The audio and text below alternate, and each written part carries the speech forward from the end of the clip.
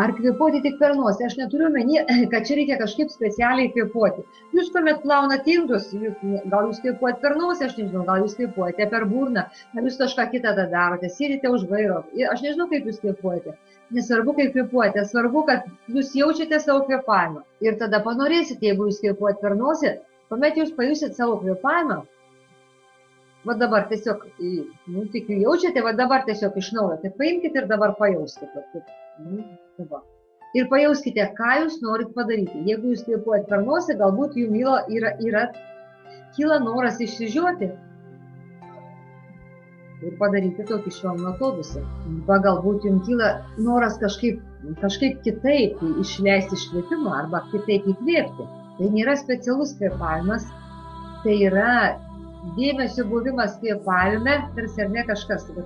Teka ta tėkmė kvėpavimo, ateina dėmesys, jis neleidžia kvėpavimui susispausti nuo minties, nuo veiksmo, nuo žodžio ateinančio iš išorės.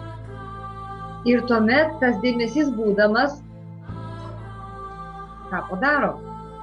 Jis išlaiko tą tarpą kvėpavimo, ne tokį gilesnį, tarsi srovė. Kvėpavimas yra energija, tą suvokiu. Jis pradeda ateiti giliau. Tuomet kvėpavimas laiko, jis neleidžia susispausti.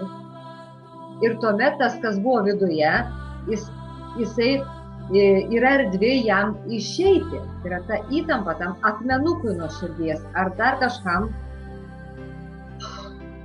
Jums tarsi kyla noras instinktyvus tai padaryti. Jūs kažką imat paleisti.